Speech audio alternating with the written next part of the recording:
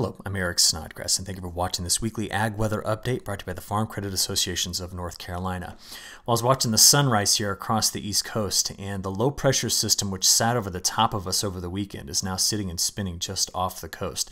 And unfortunately, we're going to be talking about this one all week long. All the action this week is going to be centered on a system here. It's going to be centered on systems coming into deeper troughs into the west.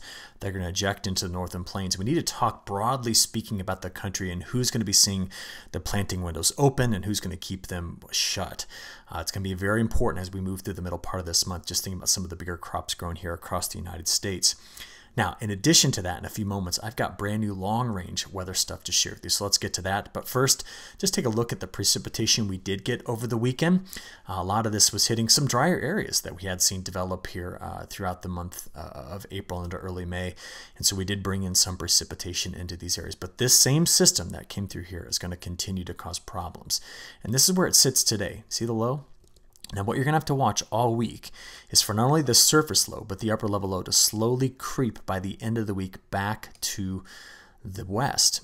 While today, strong winds have prompted fire, it's actually extreme fire danger in this part of the country, and very strong winds wrap into a low. It's interesting to say that the setup in this pattern is going to favor a big ridge. Take a look at this. A big ridge by the middle of this week. It runs right here. That's going to give us what we call a high over low setup. So you see that? What ends up occurring in this situation is that the flow brings the low back toward the Carolina coast by the end of the week, while very warm conditions build in the midsection of the country from Texas all the way to the Great Lakes. But all the action will be in this deeper trough in the west, ejecting systems in the northern plains, which are still going to be plagued with very, very delayed planting. We're going to talk about all that in a few moments, but we need to get the bigger picture. I need to show you where this is, where it's going, and because it's the beginning of a new month, where all the new long-range data are suggesting it's going to go for the next several months. So let's get into that. Here's the issue. Now, when you look at this diagram, okay, or this map, excuse me, what you're seeing here is the wind speed in the jet stream, and it's centered right on the Pacific, and that's where I want you to keep an eye on. You see, for so much of this last month, the jet stream has just come straight from Japan right across the ocean and then targeted the Pacific Northwest. That it basically sat under that arrow. Notice it's not doing that now. It's broken up in one piece here and a trough there and another trough here. It's no longer one big continuous line. And as we play this forward, we don't see it ever kind of regaining that position. Just looking out here through the middle of this week, toward the end of this week, you just don't see an elongated jet going from Japan all the way to the west coast. Now, it's here. And the reason why it's there is because the jet stream is basically being manipulated, if you will, by the transfer of heat out of the tropics. And I need to tell you what's happened in the tropics. Because since last December, we have maintained an MJO that's either stayed somewhere from phase 1, 2, and 3. It's broken out briefly into phase 4 and 5, and it just kept collapsing back into the null space. It's done that several times. Well, today it sits here. And the forecast is to sweep it out into phase 5, high amplitude phase 6, 7, and 8. Now, when I see that this time of year, what that tells me is that the La Nina, which had kept it in the Indian Ocean or just north of Australia, that La Nina must be changing. You see, throughout much of April and early May, we saw stronger trade winds nosing in this direction, allowing for cold water to continue to upwell in these locations and even show up back here over towards South America, which means compared to a year ago, in fact, look at it, compared to a year ago, this was last year, whoops, let's flip that over to a different drawing tool, there we go. Compared to last year, this year's La Nina strengthened through April into early May. But things are starting to shift around a bit. Let's go back to the bigger picture of this year. While we've seen quite a bit of cold water develop here, cold water stay in the Gulf of Alaska, the La Nina, controlled by those stronger trade winds, well, it's starting to wane a little bit. The Southern Oscillation Index peaked. It's coming back off of its peak. That's an indicator that these trade winds are no longer as strong as we thought they were, which means the transitioning of the La Nina lets the MJO move. And if you want to think of it another way, we've kind of busted up the flow of the tropics. And if you do that, you change the flow in the extratropics. And we got to see where that's going, why it's going there, and what it means. So that's what I'm watching, okay? I think the most important graphic for me is this one. See this right here? This is today, May 9th, going through the next 15 days. And I want you to see the blue greens. Whenever I see the blue-green color going this direction across the diagram over a 15-day time period and then showing up again here, see that? So there's like stripes, warmer colors, cooler colors, warmer colors, cooler colors. That means that the MJO in its transition is going to be the most dominant tropical mode. That also means, take a look at this, that the trade winds, which were so strong, are going to start to back off. Now, I understand that I kind of talk about this at a higher level, and it's just me getting nerdy about what the weather's doing. What you need to hear is we're seeing a transition. We're breaking away from what spring gave us over toward more of a summer pattern. And what I want to show you now is what the new long-range models are saying about that summer pattern. So here we go. First, from May 15 to June 15. This is May 15 to June 15. Bigger picture across the United States. The area we had been concerned about in drought, okay, appears to be going back over to a drier time period. Does this open planting windows that have been shut? Yes. Where do they stay shut? Likely in the northern plains, the upper Midwest. What about us over here along the East Coast? A lot of what you're seeing here is coming early in the time period, okay? A lot of this is early in the time period, but we're continuing to stay favored with wet and stormy conditions through early summer. That's the new outlook from the European model. But we've got more than just that. Let's go take a look at what the models are saying about La Nina. You see, La Nina reached its second peak in April. Its first one was down here at the end of December, and then it faded into February, came back into March and April, and now the models are projecting that it's going to continue to fade through spring, but kind of probably even out somewhere where it's about a ½ degree below normal, or we would call that weak La Nina, which means we're not expecting to lose the La Nina signal moving forward, just not to be as strong as it has been. So let me pull all this together and give you a forecast. Newest data out from the European model. We're going to look right now at the month-by-month change in ocean temperatures. Now, we need to care about a couple of things here.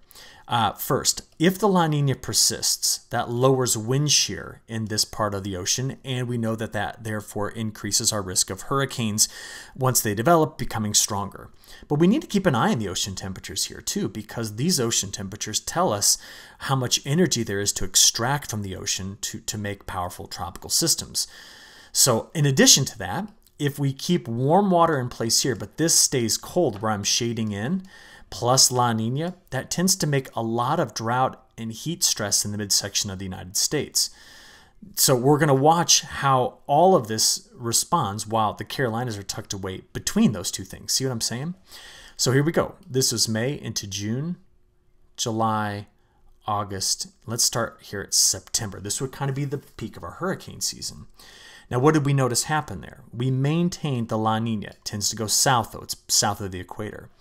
We don't see major temperature anomalies showing up in the Atlantic, but it'll still be warm enough for tropical systems to form. So this is why most hurricane forecasts are right now sitting somewhere about 120 up to 150% of normal on activity. That's what we're seeing. We do notice there's still quite a bit of warm water here, but the cooler water signal faded a bit. So we ask where that puts the greatest drought risk. We're going to talk about that in just a few seconds. But that's my ocean temperature analysis here first. So how about we zoom in here on the United States, and let's flip this away from looking at ocean temperature patterns to actual surface temperature patterns. And let's just go out there to, how about just June, July, August first. Now you notice here that summer heat is expected to stay, according to the model, in the plains, moving back up to Montana into the Pacific Northwest. That's where the greatest heat is currently being anchored. We're going, well, what about us? Well, at this point, there's no strong signal as to whether or not we're going to be much above average in temperatures or closer to average in temperatures. And the reason why you're not hearing so much about the East Coast at this point is because of a couple of things. The ocean temperature signals are giving us a greater clue of heat stress and drought stress in the midsection of the country. They are not, in fact, let's blow this up so I can show you. How about pressure? They're not predicting at this point that the big subtropical ridge is going to really encroach here on this part of like the Carolinas or over toward Nashville or toward central Kentucky. They do see higher pressure, but that might just fuel more moisture coming in this area, thus keeping it wetter than average and stormier than average. In fact, Where the models are currently placing anomalously high pressure that I think we should care about is right into this area, which means the flow tends to do like that. Now, if you have high pressure here, doing this, and you have high pressure here, kind of coming around like that, we tend to get stuck in the middle with some sort of stationary front. There tends to be a lot of storms on that front. And that's probably why the summer precipitation pattern, looks like this. See how it's forecast currently to be wetter than average here? With drought risks developing back into the western Corn Belt, the plains, with an active southwest monsoon. So you see, these are the things that the models are currently teasing out. And I say models because it's not just the European model. This, again, is a summer outlook. It's also in the NMME, which was just released. Take a look. Here's the sea surface temperature pattern forecast for summer, June, July, August. You see the La Nina. We see the above average temperatures more in the North Atlantic, but it's here as well. What does it do in terms of precipitation? Let's go back and find out. The precipitation rate, I did global, sorry. Let's go back and do the US. There we are. You see that it is mostly trying to keep the driest conditions here, with near normal or even wetter than normal conditions there. So this is just a consistent longer term pattern that the models have been forecasting. And this is kind of what we currently see. Now, why don't we, since we're here, go look at other places around the world? How about Europe? Models came in very dry for summer in Europe, including the Black Sea region, which the Black Sea is here. There's Ukraine and Russia. So they've gone aggressively over drier here. What about throughout Asia? Well, the Manchurian Plain, the North China Plain, two very highly productive ag regions, are expected to be wet for summer. Same with India.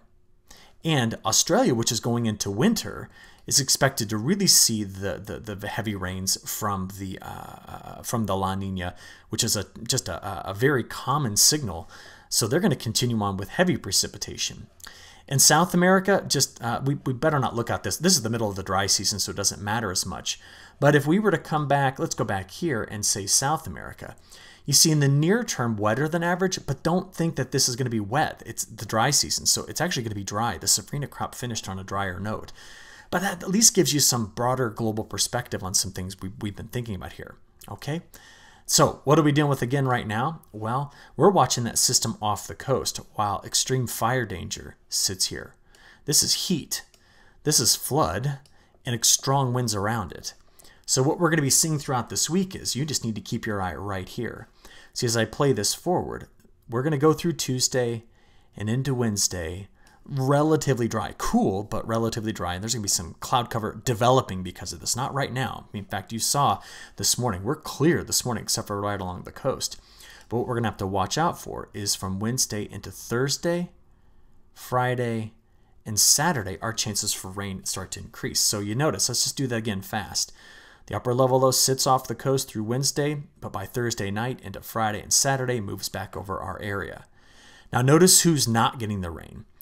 Right in between, from Texas to the eastern Corn Belt, this is an area that needs to dry out to start to plant a crop.